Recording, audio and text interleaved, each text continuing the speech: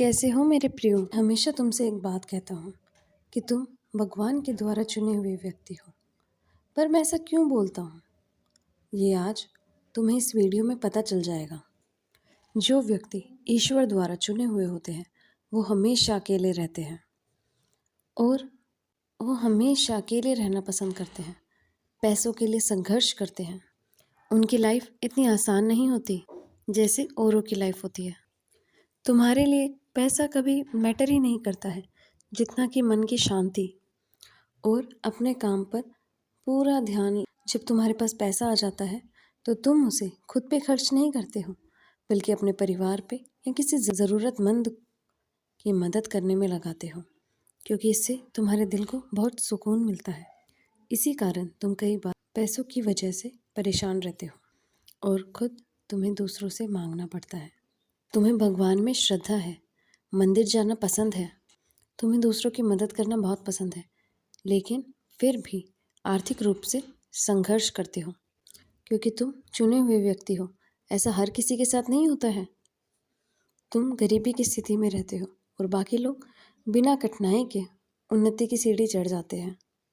क्या ये कोई सजा है या ईश्वर द्वारा किसी विशेष उद्देश्य के लिए किया जा रहा है? आज इसी रहस्य से हम पर्दा उठाने वाले हैं।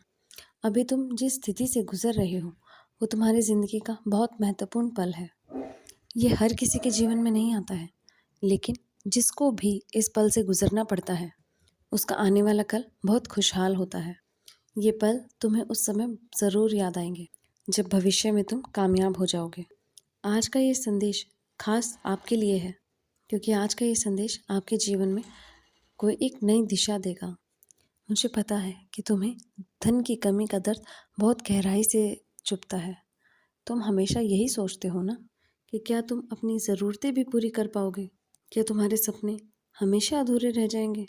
लेकिन तुम तो मेहनती हो, हर कार्य को ईमानदारी से करते हो, लेकिन कभी ये नहीं सोचा कि इसके पीछे स्वयं भगवान की कोई योजना भी हो सकती है।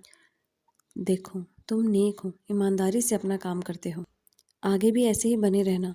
तुम्हें दूसरों के लिए खुद को बदलने की ज़रूरत नहीं है क्योंकि भगवान की नज़र हमेशा तुम्हारे ऊपर रहती है। रात को आने वाले अनावश्यक झटके इस बात का दिव्य प्रमाण है कि वो तुम्हारे साथ है।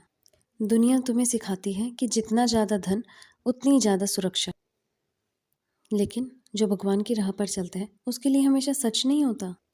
कई बार ईश्वर हमें जानबूझकर उन चीज़ों से दूर रखते हैं जिन पर हम सबसे ज़्यादा भरोसा करते हैं, ताकि तुम असली भरोसे की तरफ लौट सको। क्योंकि जब तुम्हारे पास कुछ नहीं बचता है तब तुम्हें एहसास होता है कि असली ताकत कहाँ से आती है। ये वक्त आपको तोड़ने के लिए नहीं है बल्कि इस काबिल बनाने के लिए है कि आप पूरी तरह उस पर निर्भर रह सकें। किस्मत तुम्हारे दिल की गहराइयों को परख रही है कि जब पैसा नहीं है तब भी आप कितने ईमानदार बने रहते हैं। ये समय संघर्ष का नहीं है बल्कि आपके चरित्र की परीक्षा का है, क्योंकि पैसा एक आईना है, वो दिखाता है कि आपके दिल में क्या है। जब सब कुछ आपके पास होता है तब देना आसान होता है, मदद करना आसान होता है, लेकिन जब कुछ भी नहीं होता तब भी क्या आप दूसरों की मदद करने के बारे में ऐसे ही सोचोगे? ये सवाल ईश्वर आपसे पूछते हैं। कोई भी एक साथ दो मालिकों की सेवा नहीं कर सकता। जब भी आप धन की कमी से जूझते हैं तो ईश्वर ये देखते हैं कि आप किसे चुनते हैं, धन को या ईश्वर को। यही वो समय है जब आपके अंदर से अहंकार, लालच जैसे दोस्त बाहर आते हैं और ईश्वर उन्हें मिटाकर आपको एक मजबूत इंसान बनाते हैं।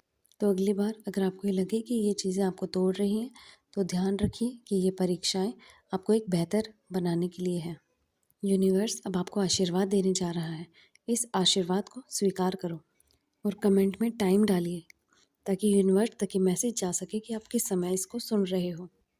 अब ध्यान से सुनिए कि जो धन आपको भविष्य में मिलने वाला है उसका सही उपयोग करना, क्योंकि तुमने बहुत संघर्ष सहा है इस पल तक पहुंचने के लिए। अब खुश हो जाइए, बाकी तकदीर मैंने लिख दी है। जय नीम करोली बाबा।